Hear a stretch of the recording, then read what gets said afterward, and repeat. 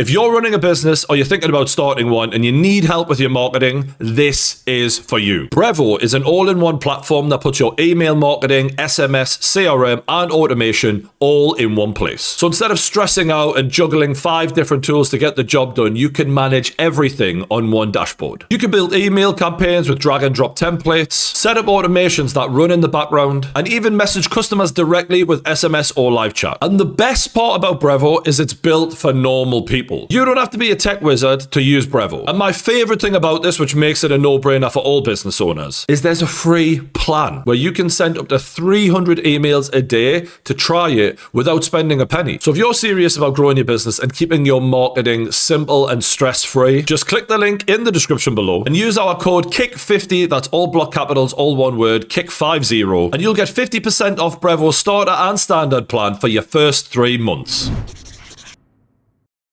Welcome back to the kickoff. Newcastle have finally won a game. After 5 defeats in a row, it turns out if you just keep playing and keep playing and keep playing and keep playing and playing and playing, you eventually will win a game of football. Now, I've got to be honest, my head is on the moon about this, right? Because on the one hand, it was nice to see we score some fucking goals for a change and win a game of football. But there are so many reasons that I'm pissed off about this. I'm angry. I'm angry at the players. I'm angry at the manager because I should be able to enjoy my team winning a game of football. That's the bare minimum for any football fan out there. And they just make it so fucking hard to sometimes. This has really pissed me off, this. It's all the laughing and smiling faces and everything's fucking hunky-dory. Imagine you'd failed at your jobs as bad as this lot have this season. Coming into this game, 15th in the league, 5 defeats in a row, 16 defeats this season when we were supposed to be challenging for a minimum of Champions League football. Imagine failing that badly, losing 5 in a row, scraping through a game where you had fucking 30% possession at home, and then celebrating like that. It smacks of small-time mentality. It smacks of a club that doesn't take itself seriously. Even in the Mike Ashley era,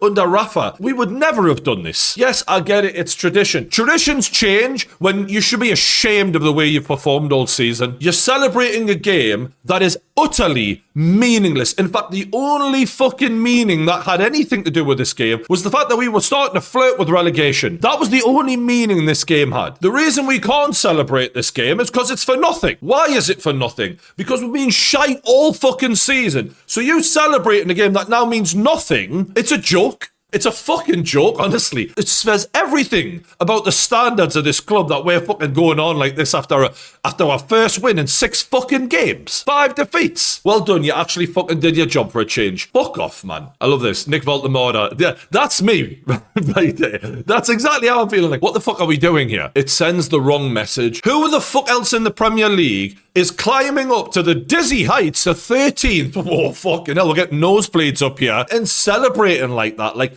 I thought we were supposed to be a serious football club. The least we can do is behave in a way that reflects that this is a disappointing season. I think the gaffers took a lot of stick, but yeah, that was for him today. Oh well, that's that then. The playing for the manager, that was for him. That means that we're playing for the manager. The players are right behind him. Where was that for the derby games? Where was that for the last 5 matches? You know, if we're playing for the manager and we're all out here giving them all for the manager, where has it been then? Because I'm not buying this shit. I'm afraid. No, I'm happy we won, obviously, but like I'm not going to allow anyone to rewrite history, which is they're already trying their best at Eddie Howe fucking Defence League all over fucking X. I'm not having this, not because of 1 win. You're not getting out of everything I've had to sit through this season and rewrite history now. Fuck no. Nice to see someone other than Kieran Trippier in front of the camera, by the way, because it looks like when we're losing all the fucking time, he's the only one with the fucking balls to step foot in front of a camera. But now we win a game, everyone's on. Yeah, but we're all fucking get in front of a microphone now. I'm not having the fucking go at Burn. I love him, but this is just not on. Like, the standards of this club now seem through the fucking floor, and everyone just smiling has got me like. It's as if the chairman comes to watch Newcastle and like we all put an act on like we're at school and we're all on our best behaviour because the inspectors are in. Nah, what about what's been going on all fucking season like? And now I'm reading on X, the doubters have been silenced. That is genuinely the dumbest shit I've read all fucking, like, all year. All fucking year. And this is like people who are paid to talk about football. We've lost 5 in a row. We win one game. That's it. The doubters have been silenced. I'm now at a point where people just don't want to be wrong about Eddie, so they'll say anything to spin a narrative to make it look like Eddie's this tactical fucking mastermind. Like, come on. And this is the sort of shit where I'm like, you know what? I really care. And I do these videos because I want to point everything out and to try and change the direction of the club in my own little way to give my input that hopefully that people fucking wake up and smell the fucking coffee. But I read things like that, I'm like, why bother? We deserve what we get. Do you know what I mean? This happy clapper tag has been out there for a while, meaning like people who don't really think about the actual game. They just support the team and there's no actual care about like, what direction is this going in? Are we seeing, you know, if the result's right, great, but is the working out right so that you can keep repeating the process so that the results will continue to be right? A lot of people just overlook that. And I'm now like, you know what? Fuck it. I've tried. I've said as much as I can say. If one win gets Eddie Howe off the hook and he keeps his job and we can just head down this road, fine. That's all it took. Because the sad truth about this, and this is the awkwardness about enjoying a win and watching Osula head that goal in, seeing the black and white fucking win a game, and then having to realise that maybe this is actually a gift and a curse. Because on the one hand, we escaped relegation, because that was starting to become a very real thing out of nowhere. But on the other hand, this ownership model are showing such weak leadership and such low standards and such a lack of understanding of football, where it seems like no one above Eddie has a clue about football, and Eddie self-appointed his own director of football after he fucked the other two off. So there's no one to hold Eddie accountable on a footballing level. And I'm just like, you know what? This lot really don't want to have the hassle of going out and interviewing managers, sticking their neck on the chopping block and having to make a hard decision. They want to take the easy decision, which is stick with the guy you've got. And if we do that, after a season like this season, and even in this game, and I'm going to get to it, so many worrying things are still there, even after a win. And we're not paying attention, we're asleep at the wheel. It's like, well, fine then, we've got a chance to really change direction this summer, and we're passing it up to carry in the wrong direction, in my opinion. And one win after 5 defeats, in fact, it was 9 defeats in the last 12 before this game. If that's all it takes to keep your job, then fuck it. If your standards are shit, it's fine. But don't tell me 2030, we're going to be challenging for fucking this, that, and the other. Don't tell me you want to be number one, because actions speak louder than words, and your words mean fuck all because your actions are showing us. You're accepting this shit. We won the game.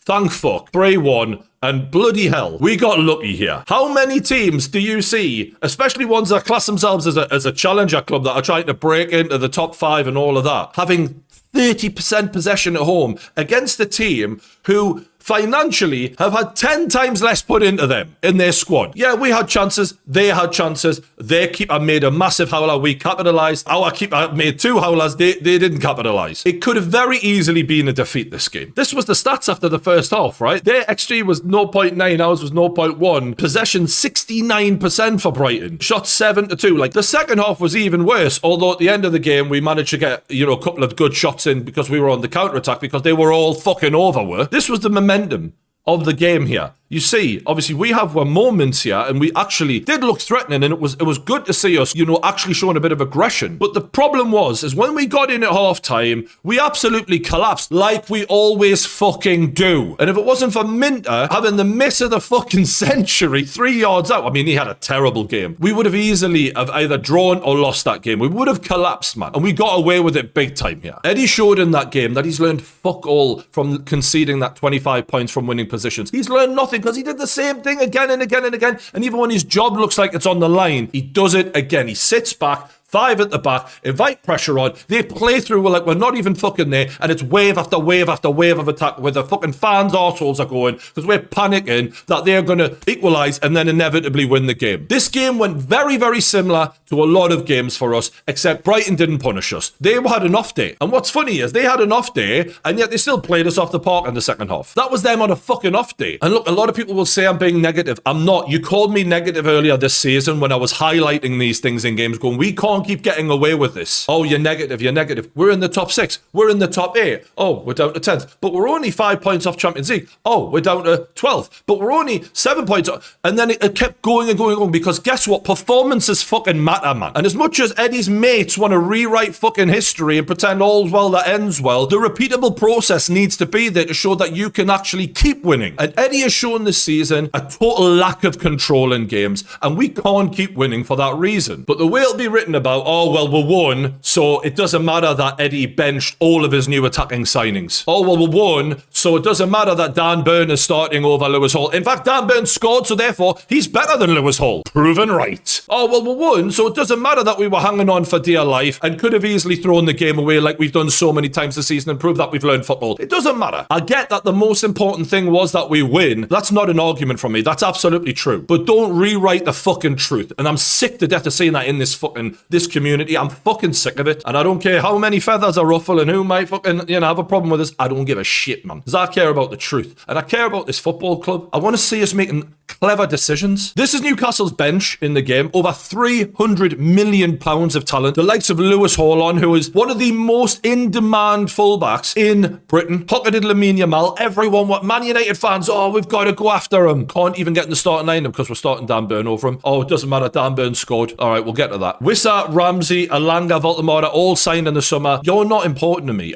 You're not my first choice. You can get the junk minutes. That's about it. And even when Anthony Gordon has pissed Eddie off for the strop he threw, allegedly, Harvey Barnes still can't get a game. What must he be thinking? Now, what I really found interesting was Eddie's explanation for this. I went with players that I can really trust and handle the pressure. Imagine you're on that bench. Really trust and handle the pressure. They're the ones you can really trust, are they? Don't think they wouldn't be thinking about that, because they fucking will. All right, so you picked Willock, Asula, and Jacob Murphy as your front three because you can really trust them and they can handle the pressure. Obviously more than the other lads can, who you've only just signed for hundreds of millions of pounds in the summer. Right, okay. In that case, Eddie, and I'd love one of these journalists to actually grow some balls and fucking stick this one on him. How about this? Why, if you knew Asula was going to be this player the whole time, why did you spend the £130 million on two strikers who you're not paying anymore? Why were you almost 1 foot out the door with Will Asula? Why was he nearly sold in the last 12 months? If this was the plan all along, clearly, you've always believed in him, you've always got trust in him, you know how to spot talent. I mean, you've seen how you handled the Elliot Anderson situation when you kept Willock, Longstaff, Jacob Murphy and you let him go. Why were you ready to let Will Asula go and you spent £130 million on two strikers that you now aren't playing? Why did you do that then, Eddie? If Joe Willock and Jacob Murphy are your trustworthy go-to guys, why have you let them both run down their contracts to a point where they've only got 1 year left and you've not bothered offer them an extension? Why have you done that then, Eddie? And you've got players on the bench who you spend hundreds of millions of pounds on who've got years and years and years left on their deals, but you don't trust them. But the ones you do trust, you've left them with 1 year left on their contract when they can walk out the door for pennies. Why is that, Eddie? Similar question. Dan Burn, picking him over Lewis Hall. Clearly, Lewis Hall, he's not been happy about the fact that he was hauled off after one little mistake, and now you're punishing him. Very interesting way to handle a player of that quality who every club in football should be looking at, in my opinion. Why are you picking Dan Burn, Mr. Trustworthy, who also has only 1 year left on his contract, over a lad with 3 or 4 years left on his deal? Because if you trust these players, surely you would have given them plenty years on their contract. Why have you not bothered then? Because you're talking bollocks, mate. You've got yourself in a situation where all the money you spent in the summer hasn't worked out. You don't know what the fuck you're doing with most of them. Let's be clear here. And you're now just going back to the old players that you feel like you know, along with Will Asula, because he's got some pace up front. Because you haven't got a fucking clue how to integrate all of these new players into your side, and they're not working. And that's all your fault. But the way you justify it is, well, I thought we needed height and pace for the set pieces. How did that work out against Barcelona when you were trying to man-mark a bunch of midgets with Dan Burn? Have we not learned to just try and play some fucking football? It's just never happening, is it? It's never happening. And that is exactly why we will never control games, because if you watch that midfield in that second half, we cannot make 3 passes, man. Eddie Howe's football is built on physicality and winning 50-50s and outrunning the opposition and hoping you finish your chances and they don't finish theirs. Every game is turned into a 50-50. You're never going to make it at the elite level with that, ever. And that is why I want to change of manager. It's his whole identity, his whole principles in football. Yes, if you're a mid-table or a 15th in the league team and you get a manager like Eddie Howe, yes, he can get things going a bit. He hasn't got anywhere near the football brain to take us to that next level. No way. And 1 win after 5 defeats does not silence the doubters. It doesn't change a damn thing, because all of the problems and all of the bullshit he's coming out with after the game, it shows how many more problems there are still at this club. When probably the three most talented players for me in that squad are Bruno, Hull, and Baltimore, and 2 out of those 3 aren't even starting games because you don't give a fuck about technical ability. And you're telling me, well, all's well that ends well, we won a game, so therefore forget all the problems. Forget that you fucked £300 million up the wall on the bench, and now he's the man to lead the rebuild. Honestly, we deserve what we get. We fucking deserve what we get. If this is the thinking within this football club, we deserve everything that comes our way. And he was asked about the 2030 plan that's been spoken about by our CEO, and he said, I don't want to wait for a success. I go into every game trying to win.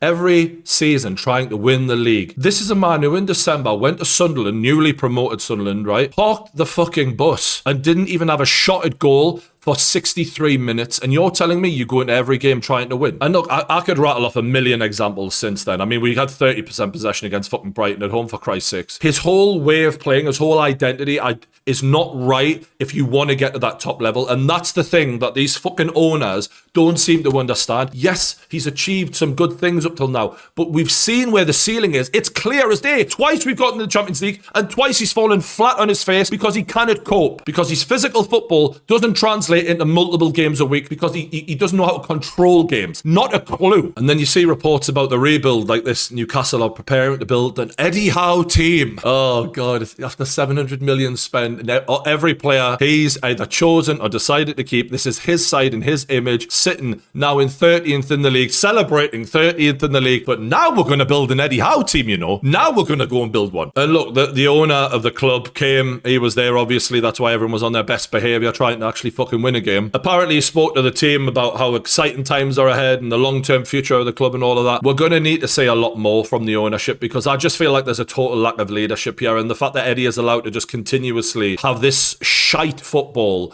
pass as acceptable, and for this season to be deemed acceptable and him not to lose his job, then you're looking at where's the training ground, where's the stadium. I feel like we're going fucking nowhere. And the idea that Eddie can win one game and then just keep his job, I find it just staggering. No amount of points from these remaining games should keep Eddie Howe his job. Not one. Because you know what? If Eddie was showing adaptability, a willingness to change, different styles of play, anything to just give us some hope that things might be different in the future, I'd go maybe, because I don't necessarily want the guy to lose his job. Like, he's a likable guy. He's done a lot for us in the past, all of that good stuff, but he's showing nothing. He makes the same mistakes over and over and over and over and over and over and over and over and over and over and over again. And the difference was with Brighton, we didn't get punished. They had enough day in front of goal. And now all's well that ends well, eh? Yeah, 3 cheers for Eddie. Hip hip, hooray. This is insane.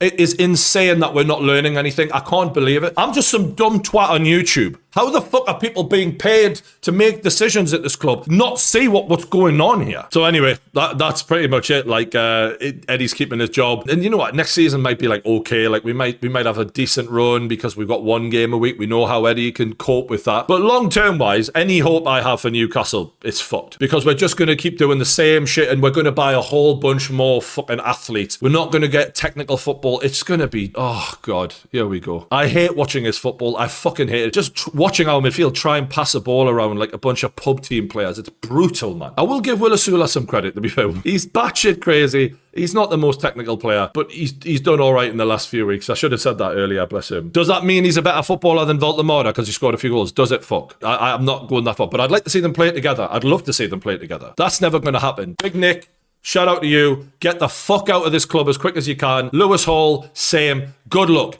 Get the hell as far away from Eddie Howe as humanly possible for the sake of your fucking careers, because we're going nowhere. We're going fucking nowhere. Thanks for watching anyway. Hit the like button, subscribe. I'll see you later.